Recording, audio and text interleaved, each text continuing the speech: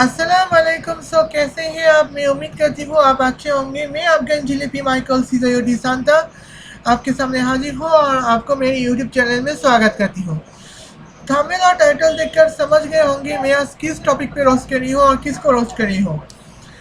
तो ये कंगना रनौत ट्वीट की पार्ट 2 है और डिस्क्लेमर देखकर समझ गए होंगे। अगर नहीं समझ में आए तो मैं वही बता रही हूँ जो डिस्क्लेमर में है। और मैं आपसे वादा करती हूँ कि ये एक हेल्दी क्रिटिसिज्म होगी। सो कंगना रनौत को जाकर हिट मत देना, बस क्रिटिसाइज करना, बहुत अच्छा होगा। तो आजकल कंगना रनौत जो है आपने ट्वीट पहले भी उनको ट्वीट कर रही थी, ट्वीट के बारे में रोस्ट की थी, लेकिन फिर भी कई बार ऐसे ट्वीट किए जा रहे हैं जो फिर से रोस्ट करने के लायक है। तो इसलिए मैं उनको फिर से रोस्ट करने वाली हूँ। तो उम्मीद है कि ये क्रिटिसिज्म रोस्टिंग होगी। तो आप चाहे तो देख सकते हैं। चलिए आज ये वीडियो शुरू करते हैं। तो यहाँ पे तो आप देख सकते हैं कि कंगना ने रिट्वीट क्या की थी। उससे पहले कि हम बात करेंगे एक्चुअल ट्वीट आखिर क्या था। तो एक्चुअल ट्वीट टाइम्स नाउ से आया है और breaking news, Pakistan to receive 45 million dose Indian made covid vaccine under GAVI global alliance for vaccination and immunization vaccine alliance. तो यहाँ पे उन्होंने कबूल कर ली है कि पाकिस्तान ने कबूल कर ली है कि इंडिया से जो वैक्सीन आएगी वो हमारे लिए बड़ी महत्वपूर्ण होगी और हम वो वैक्सीन ज़रूर लेंगे। तो वो वैक्सीन लेने में हमें कोई तकलीफ नहीं है। अगर एक ग्लोबल अलायंस वैक्सीनेशन और इम्यूनाइजेशन की ग्लोबल अलायंस के तहत हो तो यहाँ पे अगर इंडिया की वैक्सीन से हमें इम्यूनिटी बूस्ट होती है और कोविड-19 से बच सकते हैं तो हमें इसके कोई गुरेज नहीं है। तो ऐसा लगने लगा है। लेकिन कंगना रनौत ने क्या की थी वो मैं यहाँ पे बताऊंगी। लेकिन उससे पहले मैं यहाँ पे फिर से उससे पहले मैं कंगना रनौत जी की हिपोक्रेसी नहीं, कंगना रनौत जी ने क्या ट्वीट की है वो मैं बताऊंगी। लेकिन जो जिन लोगों को हिंदी समझ में नहीं आती या फिर हिंदी में अंग्रेजी अल्फ़ाबेट में बोल लेते हैं, उन लोगों के लिए मैंने ट्रांसलेट की गई है। आप चाहते हैं तो देख सकते हैं। तो यहाँ पे तो देख सकते हैं कि जो लोग हिंदी अंग्रेजी अल्फ़ाबेट में लिखते हैं, अंग्रेजी अल्फ़ाबेट के अलावा हिंदी कह नहीं सकते, उनके लिए मैं ट्रांसलेट कर रही हूँ इंग्लिश में भी और इंग्लिश अल्फ़ाबेट में हिंदी में भी। तो गूगल अल्फ़ाबेट ट्रांसलेट करके जो बताया तो ये है कि meaning Modi G is said that he is also a broken part of India. There will be a BJP government soon. Terrorists are not mine, but people are mine only. Ha ha ha. Overlaying. English थोड़ी कच्ची translate की गई है, लेकिन English alphabet में जो हिंदी लिखी गई है वो मैं आपको बता सकती हूँ। तो यहाँ पे लिखा है कि मतलब मोदी है जी कह रहे हैं कि वो भी तो भारत का ही टूटा हुआ एक अंग है। वहाँ भी जल्द सी भाजपा की सरकार होंगे। आतंक मेरी नहीं है मगर आवाम तो मेरी है। हा हा हा जबरदस्ती। तो यहाँ पे तो मुझे नहीं लगता यहाँ पे तो अब मैं वापस अपनी पहली स्क्रीनशॉट में आ जाती हूँ। तो मतलब आप खुद ही सोच लीजिए, आप अगर पॉलिटिक्स थोड़ी सी मालूम है और जियो पॉलिटिक्स थोड़ी सी मालूम है, तो यहाँ पे तो एक मुल्क की पॉलिटिकल पार्टी की जो गवर्नमेंट होती है, वो दूसरे मुल्क पर तब तक लागू नहीं कर सकते जब तक दूसरे मुल्क को आपकी अपनी सोवेरियन पहले मुल्क के सामने गिरे ना जाए, यानी कि दूसरे मुल्क पहले मुल्क के सामने डिपेंडेंट ना हो। तो आप को याद है कि यहाँ पे आपको अगर जियो पॉलिटिक्स मालूम है, तो यहाँ पे आप जानते होंगे कि कनाडा और ऑस्ट्रेलिया और न्यूजीलैंड में लेबर पार्टी, लिबरल पार्टी और कंजर्वेटिव पार्टी चलते हैं, जबकि लेबर पार्टी और कंजर्वेटिव पार्टी यूनाइटेड किंगडम यानी कि ब्रिटेन की है। तो यहाँ पे हिंदी में उर्दू में बोले बर्तानिया, तो मैं इंग्लिश प्रोनाउंस की लफ्ज़ इस्तेमाल करूँगी। तो ब्रिटेन की है। तो यहाँ पे अगर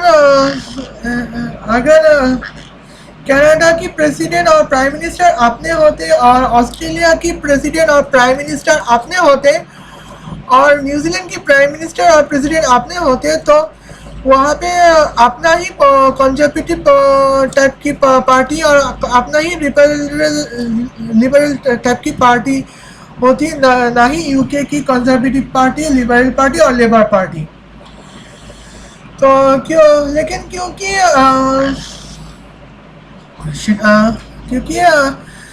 कनाडा, ऑस्ट्रेलिया और न्यूजीलैंड यूनाइटेड किंगडम के अंदर है, यानी कि कनाडा और ऑस्ट्रेलिया और न्यूजीलैंड की प्रेसिडेंट इंग्लैंड की महारानी है, इसलिए वहाँ पे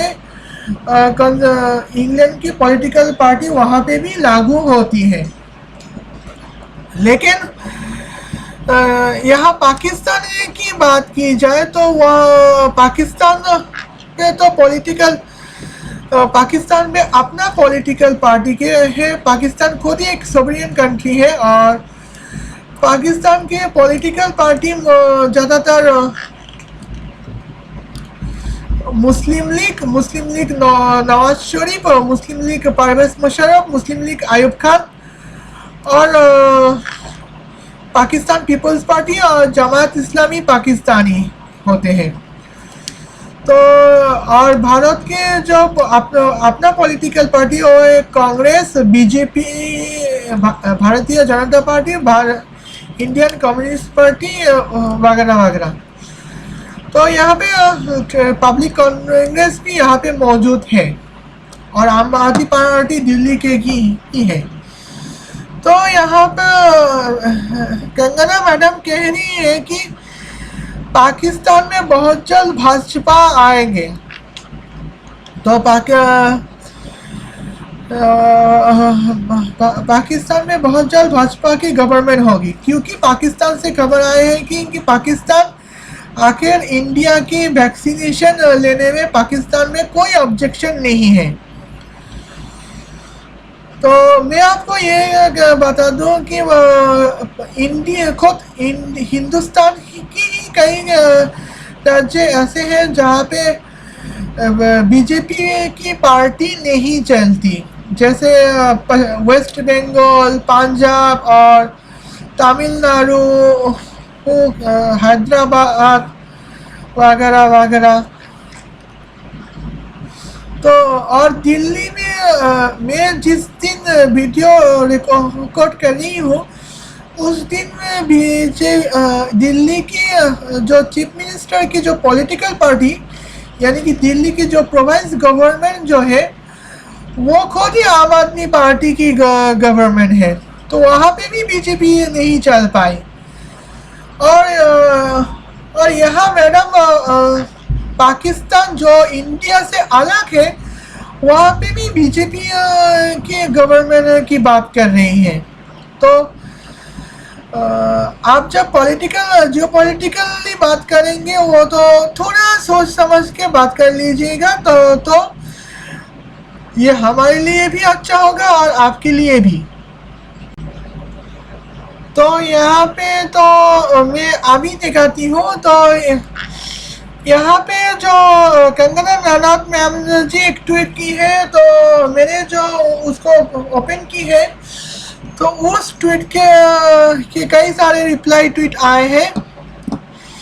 तो कंगना की टीम का ट्वीट क्या थी और मैं आपको बता देती हूँ।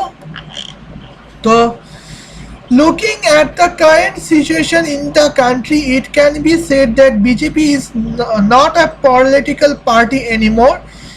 It is a cult, and Narendra Modi is not just a leader anymore. He is a rage. तो उसका मतलब यह है कि हमारी देश हिंदुस्तान की सिचुएशन को देखते हिंदुस्तान की हालत देखते हुए इस वक्त ये कहा जा सकता है कि भारतीय जनता पार्टी जो है वो पॉलिटिकल पार्टी नहीं रही, वो हमारा एक मजहब धर्म बन चुके हैं। और हमारा जो नरेंद्र मोदी जो है वो अब लीडर नहीं रहे, तो बल्कि वो खुद अपनी एक भगवान बन चुके, वो हमारी एक इमोशंस बन चुके हैं।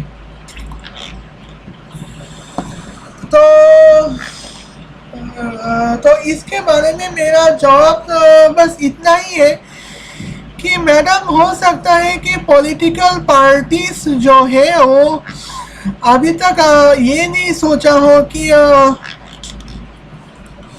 आप अगर जब किसी की पॉलिटिकल पार्टी के साथ अगर जुड़े रहते हैं तो आप उसी को भगवान, उसी के लीडर को भगवान मान लेते हो, जबकि ऐसा तो होता ही नहीं है। तो फिर भी हो तो मैडम ने जितनी बार सोचा है अब हिंदुस्तान में उतनी ऐसे कोई भी सिचुएशन नहीं है जो एक प्राइम मिनिस्टर को और गवर्नमेंट को एक रिलीजन की तरह माना जाए। अगर बीजेपी को कोई रिलीजन होते और कास्ट होते और नरेंद्र मोदी जो है वो यहाँ पे अगर कोई इमोशंस होते तो यहाँ पे हर स्टेट में तो ऐसा तो नहीं है।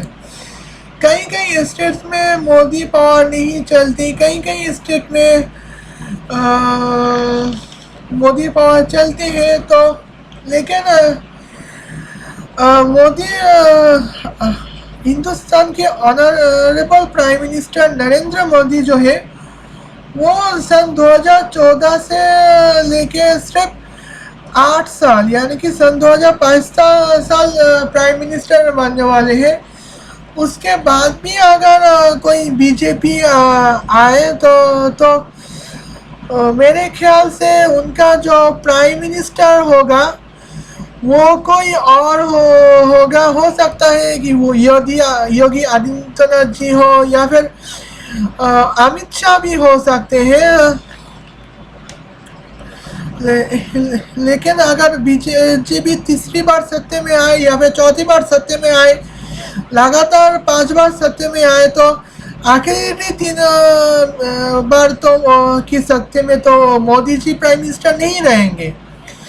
हो सकते हैं अमित शाह रहे या फिर योगी आदित्यनाथ जी रहे। तो और अभी भी मैंने जब स्क्रीन रिकॉर्ड कर ली है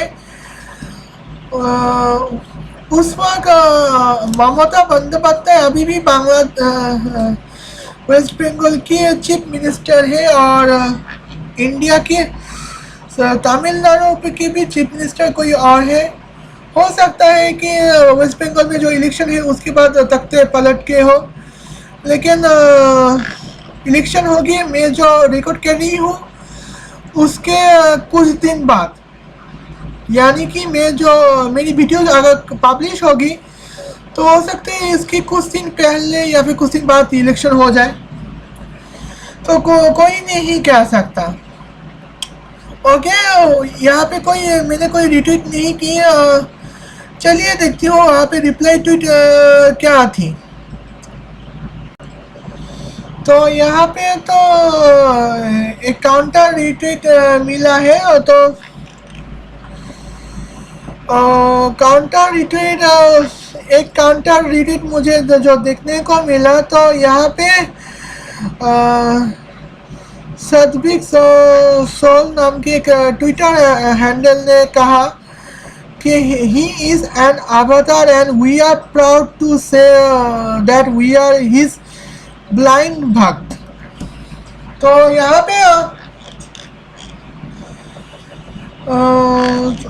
यहाँ पे जो लिखा है कि इसका मतलब है, तो नरेंद्र मोदी हमारे लिए अवतार की जैसे है और हमें गर्व है कि ये सोचने के लिए कि हम उसके अंधभक्त हैं। तो भक्ति बहुत अच्छी है, लेकिन अंधभक्ति हमेशा मुसीबत डाल सकते हैं। तो यहाँ पे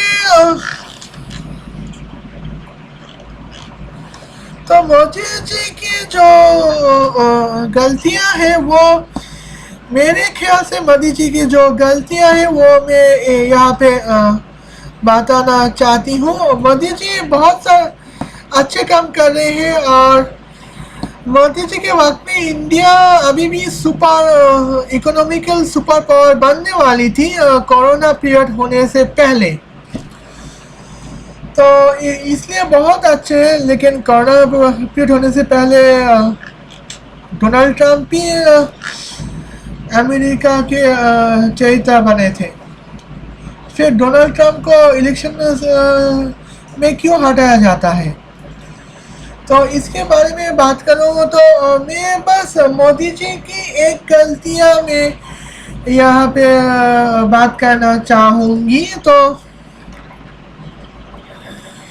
इस हफ्ते के जो शुक्रवार में जो मेरी वीडियो आएंगी आलमा चेकअप को रोस्ट करते हुए, तो वो वहाँ पे वो मैंने पहले इस वीडियो की पहले ही रिकॉर्ड कर ली थी। पब्लिश होगी इस वीडियो के बाद, वो वीडियो पब्लिश होगी इस वीडियो के बाद। तो वहाँ पे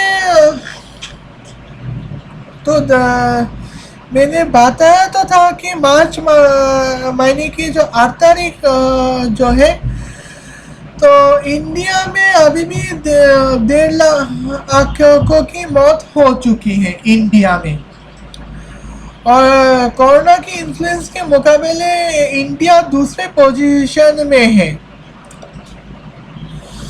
तो इंडिया दूसरे पोजीशन, तो 1.5 लाख लोगों की जो मौत हुई है, तो ये आंकड़े बांग्लादेश और रेशियो के हिसाब से ये आंकड़े बांग्लादेश और पाकिस्तान के मुकाबले में भी बहुत कम है। खैर, हमारी यहाँ पे मोदी जी की अकेले की गलतियाँ है नहीं, यहाँ पे हम हिंदुस्तानों की भी गलतियाँ हैं, और वो ये है कि हम मोदी जी के रिक्वेस्ट को तोड़कर हम खुले में घूमने लगे हैं, और जब कोविड-19 आरूज पे था, इसीलिए ये हो गए हैं। चलिए, इस बात के लिए मोदी जी को अकेला जिम्मेदार नहीं ठहराऊंगी, लेकिन दूसरे जो मोदी जी अमल की है उसके लिए मोदी जी जिम्मेदार हैं। तो मोदी जी के जो यहाँ पे जिम्मेदार जो है वो इसीलिए है कि एक वक्त में चाइना चीनी सेना भारत की लद्दाख पे हमला करने वाले थे, और उसको दो दो तरह से जवाब मिला है। एक तो इंडिया की फौज से, और दूसरा जो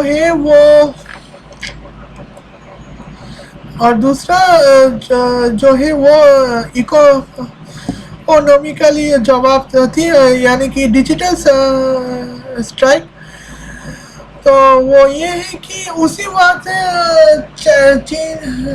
चाइनीज एप्लीकेशन, जितनी भी चाइनीज एप्लीकेशन इंडिया में मौजूद है, यानी कि या फिर जो सर्वर, जितनी एप्लीकेशन की सर्वर चाइना में है, वो सब इंडिया में बैन की जाए। तो कायदे से देखा जाए तो ये बहुत अच्छी बात है, तो हम यहाँ पे अप्रिशिएट करना चाहिए। लेकिन ये तो चाइनीज एप्लीकेशन के जरिए हटाया गया है।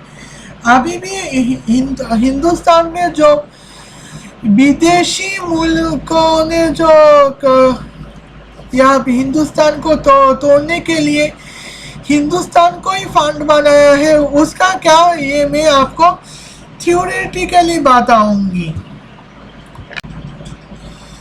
तो हिंदुस्तान में विदेशी गुरुओं के बारे में बात करते हुए मैं अभी थोड़ा सा हिंदुत्व में घुस गई, लेकिन क्या कोई बात नहीं, यहाँ पे अभी मैं यहाँ पे बताऊंगी।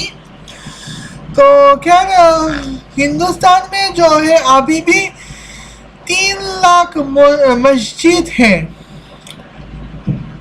जो किसी भी इस्लामी मुल्कों से भी कहीं ज़्यादा है। खैर मुसलमान भी दुनिया के में सबसे ज़्यादा मुसलमान यही तो रहते हैं। खैर यहाँ पे ये तो ठीक है, लेकिन यहाँ पे जो 3 लाख लोग,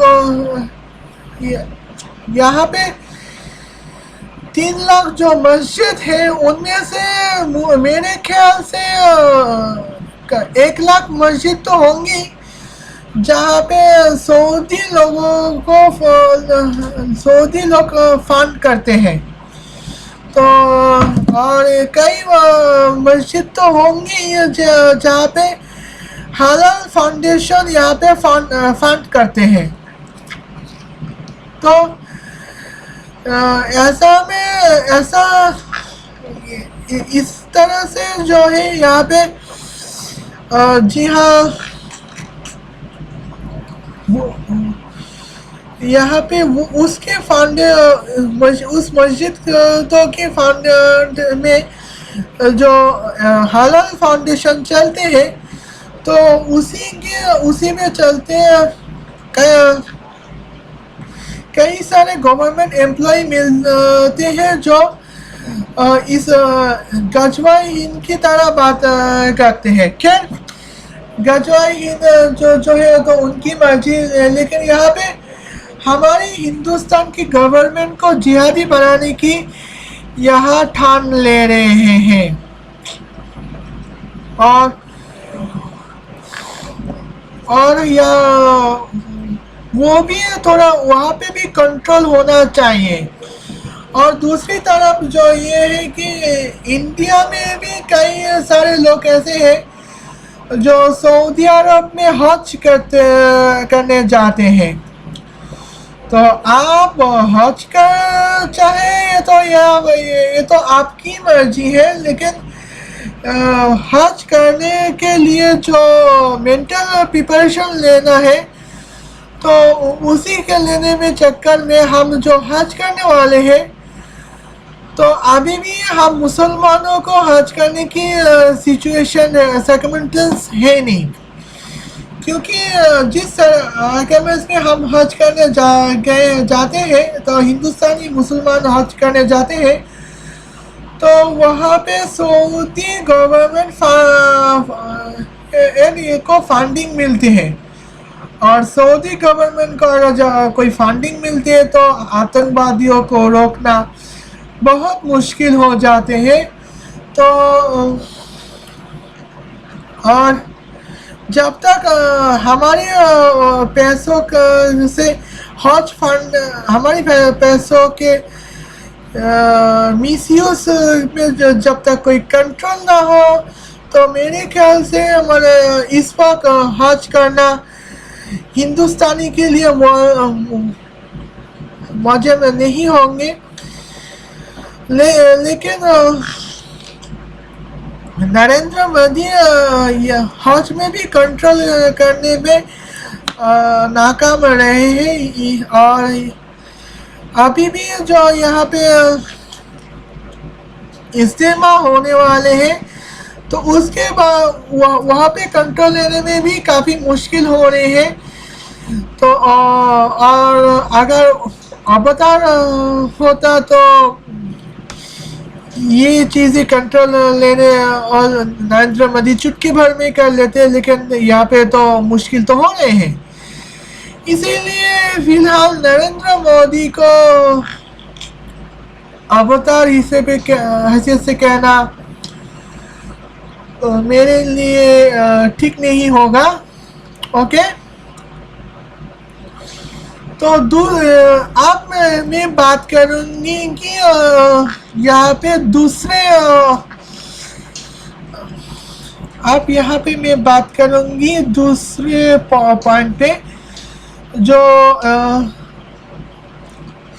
सतीश M81952722 ने लिखा है। तो यहाँ पे तो उन्होंने कुछ हिंदी में लिखा है, जिसका मतलब ये है कि पेट्रोल पंप पर जाकर में पेट्रोल पंप बने हैं, जाकर देखिए article 370 35A Ram temples CAA और GST के बारे में बात करें कि तो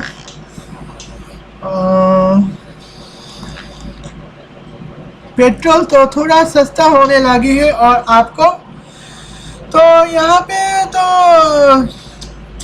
आर्टिकल 370 और 35A और राम मंदिर के बारे में यहाँ पे राम मंदिर के जो बारे में बात की है। तो ये दोनों बातों में मैं नरेंद्र मोदी को से अप्रिशिएट करती हूँ, क्योंकि राम मंदिर जो है वो हिंदुस्तानियों के लिए हज करने ही हिंदू लोगों के लिए हज ही तो है। तो वहाँ पे राम मंदिर बन जाए तो अच्छा तो होगा।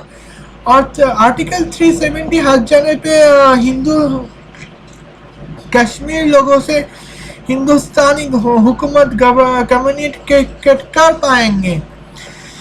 लेकिन यहाँ पे दिक्कत वाली बात क्या थी? तो यहाँ पे दिक्कत वाली बात जो है वो ये है कि यहाँ पे पेट्रोल पंप और यहाँ पे पेट्रोल पंप की ही बात चल रही है। तो पेट्रोल पंप की यहाँ पे बात करें तो कई हिंदुस्तानी है अभी भी ये मानते हैं कि हमारी गाड़ी तेलों में चलती है, जबकि एलन मस्क की टेस्ला कंपनी खुद इलेक्ट्रिक कार इंडिया में लॉन्च करने वाले हैं, जो इलेक्ट्रिसिटी से चलती है, तेलों से नहीं। तो यहाँ पे तो कुछ लोग हैं अभी भी पेट्रोल डीजल के ज़माने में पड़े हुए हैं।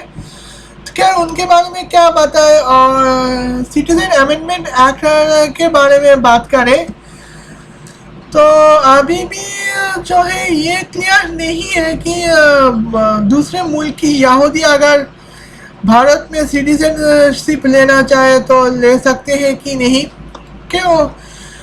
और उनके बारे में अभी भी निशांत इंडिया ने कई बार कंट्रोवर्सी की है और उसको मैं पिछले साल रोस्ट भी की थी। तो ये क्या शायद किसी को याद हो। तो खैर यहाँ पे काफ़ी अच्छे है। और फार्मर्स बिल के बारे में यहाँ पे भी कोई बात नहीं हो रही है। तो फार्मर बिल्स के बारे में तो यहाँ अगर बात की जाती तो काफ़ी अच्छा होता। खैर आप दूसरे पॉइंट पे जाती हो। तो यहाँ पे तो एक 3 ट्वीट हमें देखने को मिल रहे हैं रिप्लाई ट्वीट के हिसाब से।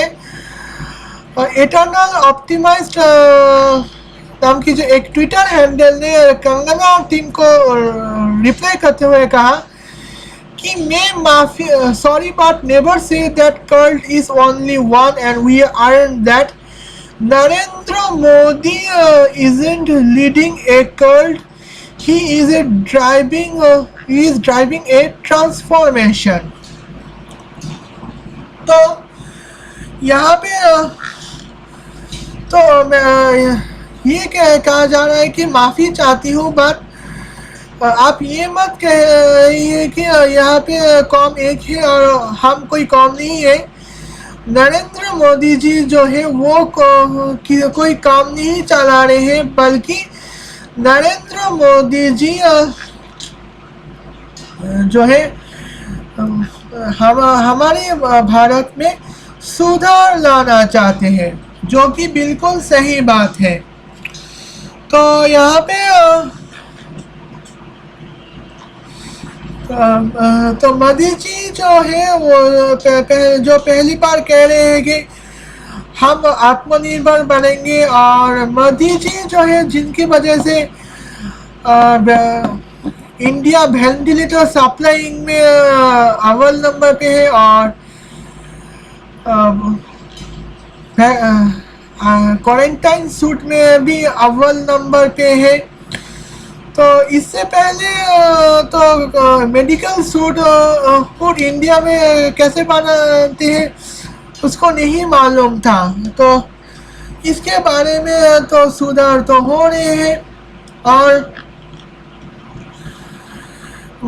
मोदी जी जो है जो यहाँ पे जिनकी वजह से हम ये दुनिया ये देख रहे हैं कि इंडिया वो मुल्क है जो पलट के बाहर कर सकते हैं,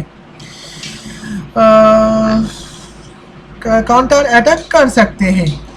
तो काउंटर अटैक वो अटैक होते हैं जो किसी दूसरे अटैक की रिप्लाई होते हैं।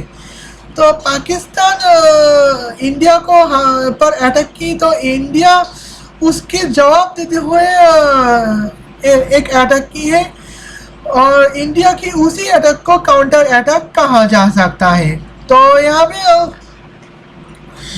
इंडिया की इमेज जो भी कहो, इंडिया की इमेज दुनिया भर में अच्छे हो रही है, और ये किसी को अब ये बात हजम नहीं हो रही है। लेकिन ये बात हर किस नहीं अभी भी कम चल रहे हैं। अगर नरेंद्र मोदी किसी के काम को चला रहे होते तो आज हिंदुस्तान में मुसलमान नॉन हिंदू रहते ही नहीं होते। लेकिन हिंदुस्तान में अभी भी नॉन हिंदूज तो रहते हैं। तो फिल्मों की दुनिया में बात करें, कैटरीना कैफ, जैकलिन फर्नांडिस जैसे ईसाई लोग रहते हैं, और जॉन अब्राहम, शाहरुख खान जैसे मुसलमान लोग भी तो रहते हैं। तो यहाँ पे तो थोड़ी सुधार लेना बाकी है मेरे दोस्त। ओके, तो यहाँ पे दूसरे हैंडल जो राजेश जैन से आते हैं, उन्होंने लिखा, I just want to ask a question to you ma'am, why an CPRF commando opening your car door for you? Is this respect do you have for your soldiers? Our soldiers? जो कि बात सही है। तो यहाँ पे यहाँ पे जो राजेश जैन जो है वो कंगना मैम को एक सवाल पूछना चाहते हैं, और वो ये है कि सीपीआरएफ कमांडोज जो है वो इंडिया की क्रिटिकल सिचुएशन सर्कमस्टेंस को हैंडल करने के लिए बैठे हैं, लेकिन सीपीआरएफ commandos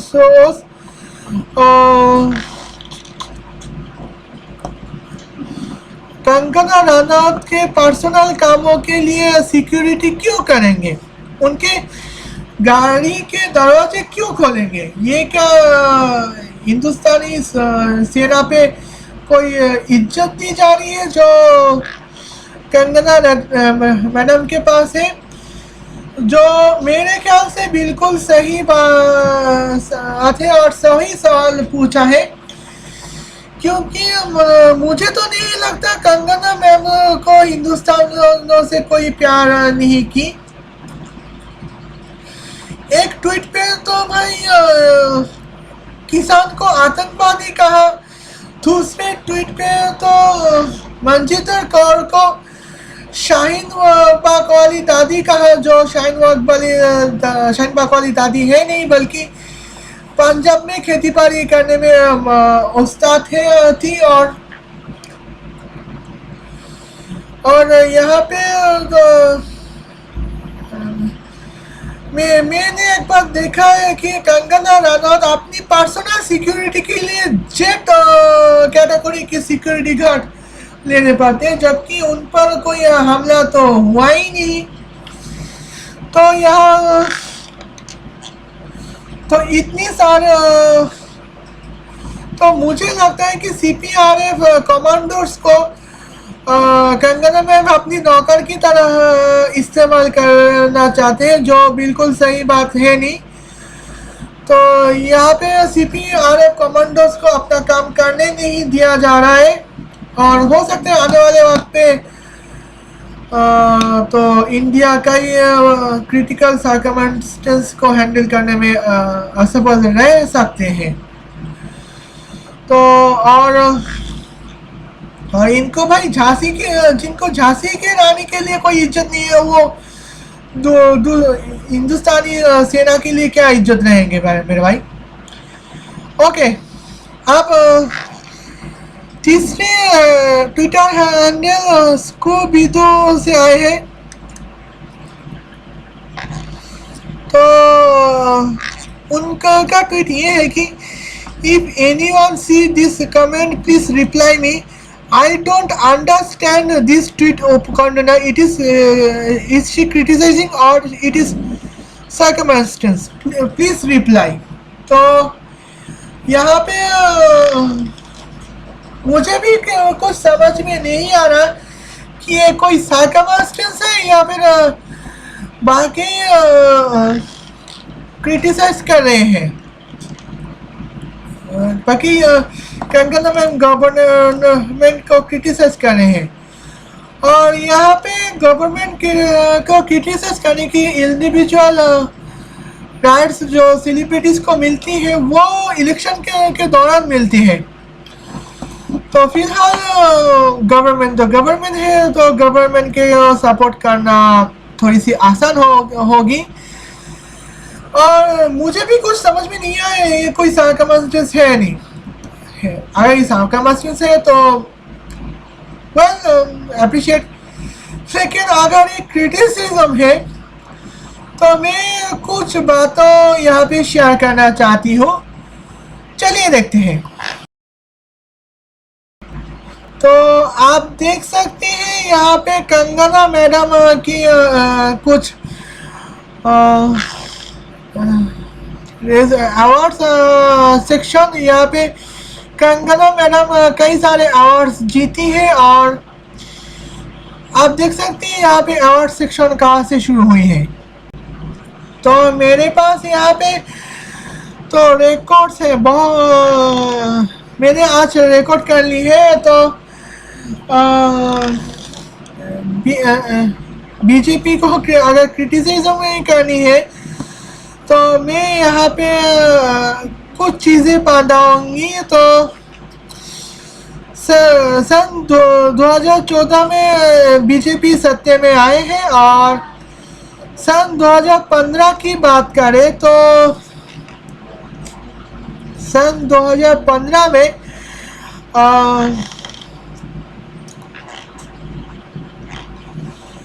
Kangana Ranaut national film award जीती थी और वहाँ पे उनकी कैटेगरी थी बेस्ट एक्ट्रेस। और यहाँ पे उनके जिन मूवीज के लिए बेस्ट एक्ट्रेस के अवार्ड उनको मिल चुकी थी, उन मूवी का नाम भी क्वीन थी। और ये सन 2015 की बात हुई है। थोड़ी सी चुप रहो। यहाँ पे रोगावट के लिए खेत थी। क्या ना सन 2016 में 8 अवार्ड्स यहाँ पे बात हुई थी। यहाँ पे मैं सारे अवार्ड्स के बारे में बात नहीं करूँगी, सीधे इंडियन नेशनल फिल्म अवार्ड और international Indian film academy awards के बात करूँगी। तो नेशनल फिल्म अवार्ड्स जो है यहाँ पे भी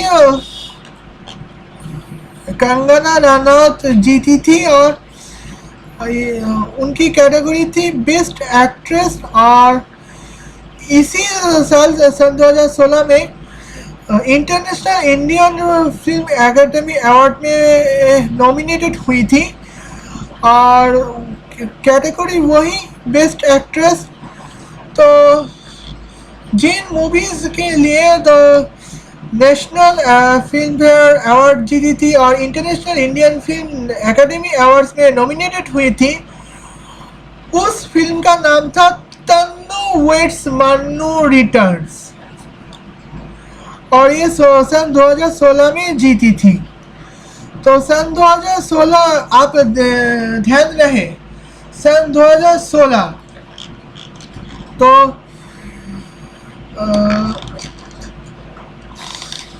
सन 2016 जो है वो उस वक्त इंटरनेट हाल ही में ज़्यादा फैल रही थी और हाल ही में यूट्यूब ज़्यादा फैली थी उस साल में।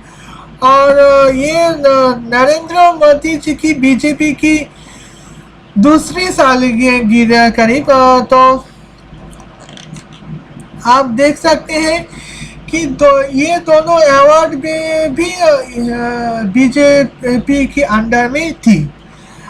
आप मैं अगले स्क्रीनशॉट में जाती हूँ। आप तो इसके बारे में बात करना कैसे भूल गई। सन 2020 में तो मैडम पद्मश्री अवार्ड जीती थी और वो बस सिविलियन अवार्ड्स के रूप में पद्मश्री अवार्ड्स जीती थी। तो उनका कंट्रीब्यूशन क्या था? For excellence in the field of performing art. तो बीजेपी के हिसाब से जो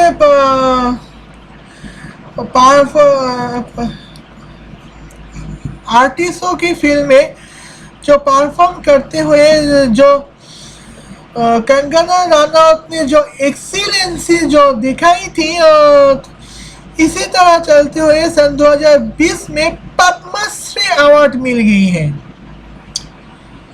तो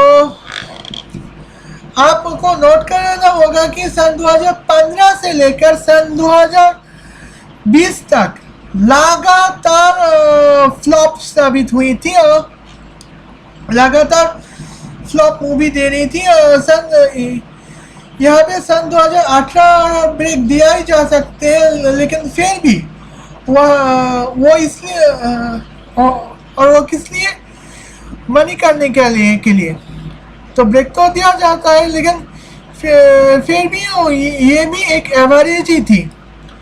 बस वही फिल्म एवरेज थी और वो किस लिए हमारी झांसी की रानी के लिए बारे में हम हिंदुस्तानियों की जो इमोशंस है उसके बारे में बात की जा रही है।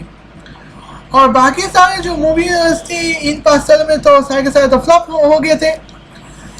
और तालाई भी ठाकर और तेजस के बारे में तो अभी मैं नहीं जानती है फिलहाल। तो यहाँ पे तो आप तो चले तो देख सकते थे। तो यहाँ पे ताजा आप 5 साल लगातार फ्लॉप मूवी दे रखी थी और फिर भी उनको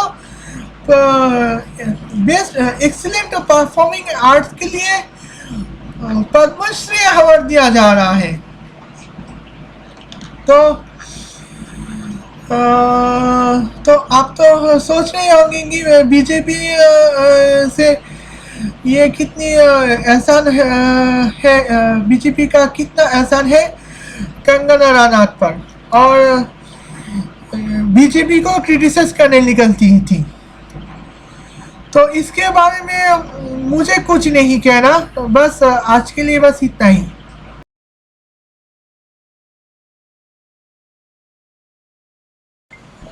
तो आज वीडियो बस इतना ही। उम्मीद करती हूँ आपको पसंद आया होगा। और वीडियो अगर पसंद आए हैं तो लाइक कीजिए, कमेंट कीजिए और शेयर कीजिए।